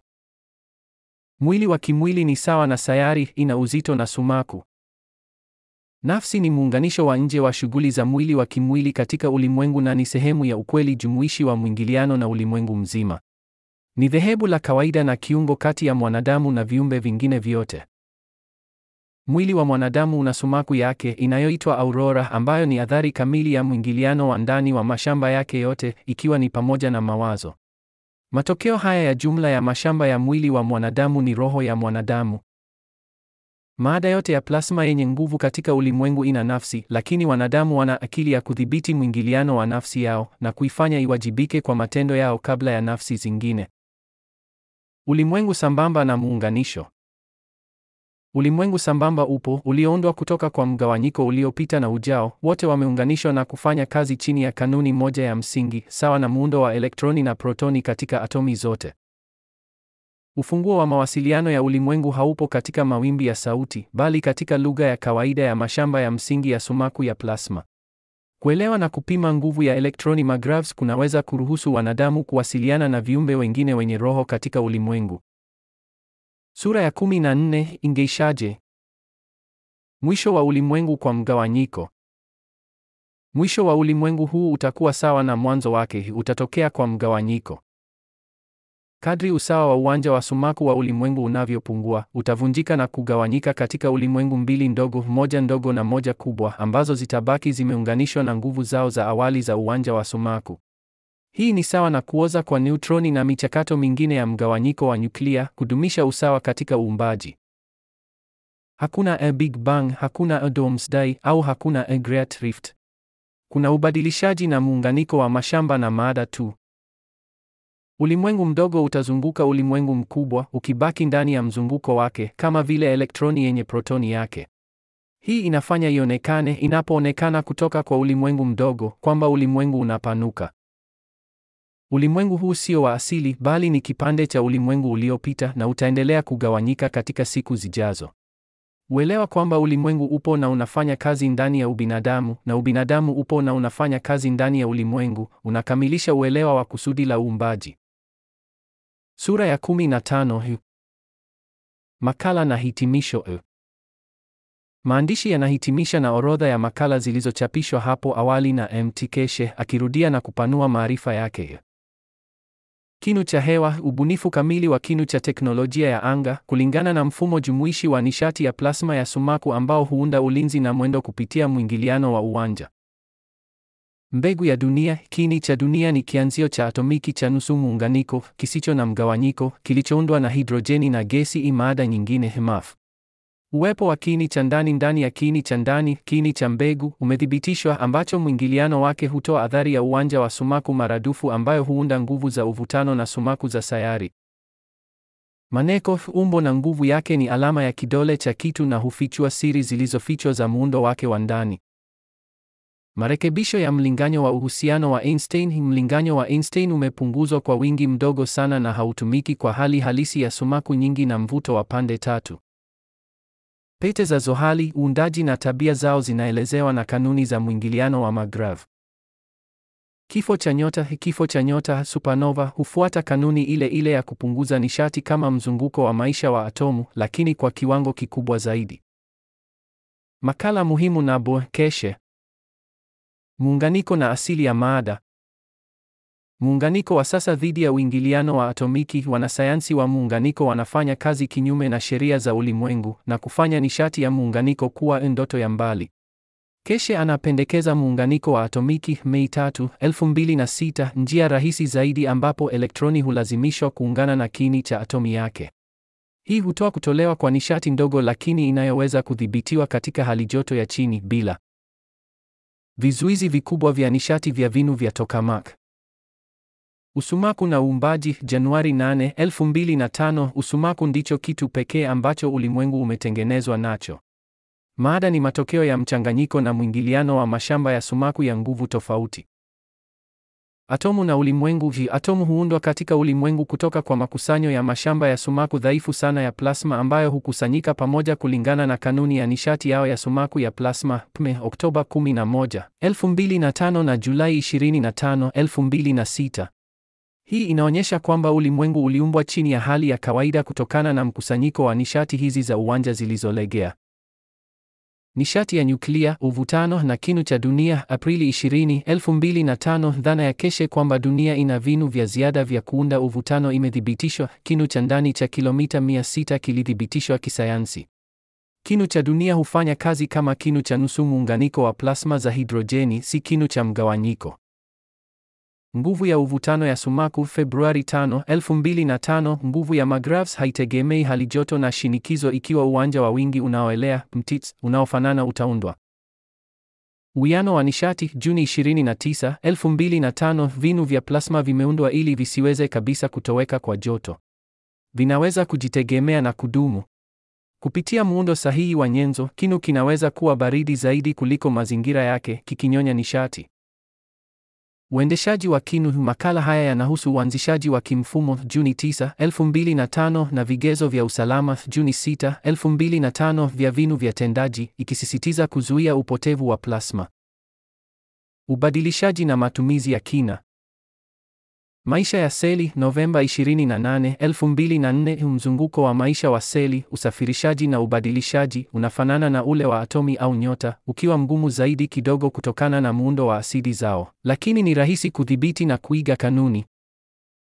Kulehemu kwa elektroni atomiki. Mei 3, 2005, kuunganishwa kwa molekuli hutokea wakati atomi za nyenzo moja zinaposhiriki elektroni na kuunda molekuli yenye usawa wa sumaku mtits.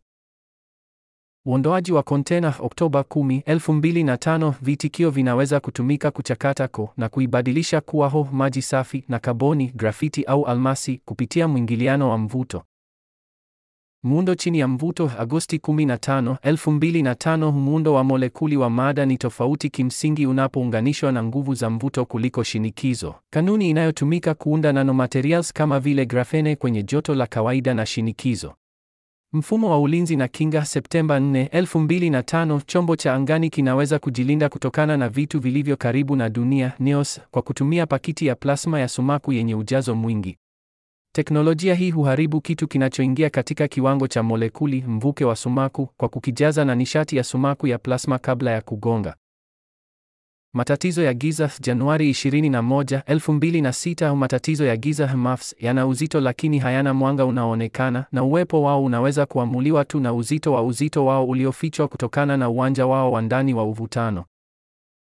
Muunganiko na atomu. Teknolojia ya sasa ya muunganiko ina kasoro kimsingi kwa sababu inajaribu kuunganisha plasma kubwa kwa njia inayopingana na sheria za ulimwengu. Keshe anapendekeza muunganiko wa interatomiki, njia rahisi na ya kweli zaidi ya kimwili, kulazimisha elektroni kurudi kwenye atomi yake na kuiunganisha na kiini, hivyo kutoa nguvu zinazoweza kudhibitiwa bila hitaji la nguvu kali. Zaidi ya hayo, inarudiwa kwamba usumaku ndio asili ya uwepo na uumbaji wote. Matatizo ni mchanganyiko na mwingiliano wa mashamba ya sumaku ya nguvu tofauti.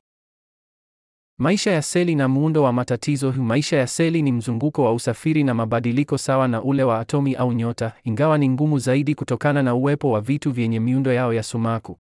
Ni muhimu kutambua kwamba muundo wa atomiki na molekuli hubadilika sana ikiwa utashikiliwa pamoja na nguvu za uvutano badala ya shinikizo rahisi, kanuni inayotumika kuunda nanomaterials kama vile grafene. Kiini na mvuto wa dunia. Dhana ya Keshe kutoka miaka 30 iliyopita kwamba dunia ina cores za ziada za ndani zinazozalisha mvuto imethibitishwa kiikolojia. Cores hizi ni mtambo wa nusu muunganiko wa plasma ya hidrojeni na ndio chanzo cha joto. Nguvu ya uvutano wa sumaku kimsingi haitegemei halijoto au shinikizo, mradi tu wingi wa uwanja unaoelea unaofanana huundwa ndani ya maada. Teknolojia na mifumo ya ulinzi. Viitikio vya magrav vimeundwa kuwa na upotevu mdogo wa joto na vinaweza hata kunyonya joto kutoka kwa mazingira yao.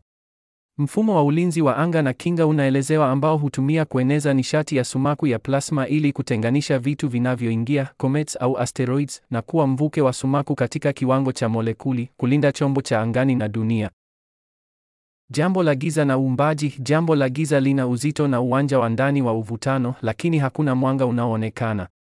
Uwepo wake si mgumu ukieleweka kwa upande wa nishati ya sumaku ya plasma.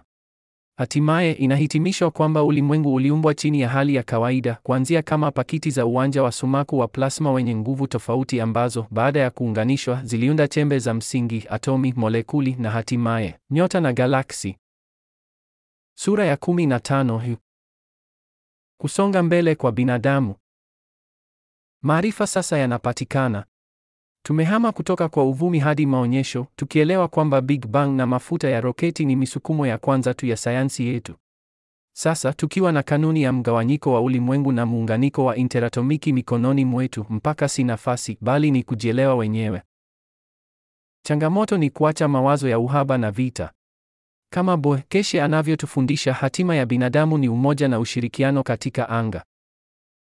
Asante kwa kujitolea na umakini wako. Maarifa ya plasma yako hapa kubadilisha ulimwengu. Kwa kundi la Wahispania imekuwa fursa ya kweli kushiriki maarifa haya ya msingi na jumuiya nzima ya kimataifa. Urithi tunaoshiriki. Tumejifunza kwamba hakuna kitu cha kichawi, ni sayansi ya uwanjani pekee. Kiini cha ukweli ni sumaku. Kila kitu kinatokana na mwingiliano wa magravs ambao hufafanua kila kitu kuanzia roho hadi uvutano. Na kwamba suluhisho la nishati safi na usafiri wa nyota liko katika kudhibiti nyanja hizi za ndani, si katika kuchoma mafuta. Tunatoa vitabu hivi vya sauti kama zana za kuamka kwa pamoja. Kuelewa plasma ni kuelewa asili yetu wenyewe kama viumbe vya ulimwengu wote. Mustakabali unaotusubiri ni umoja angani, na msingi wa umoja huo ni maarifa haya ya pamoja.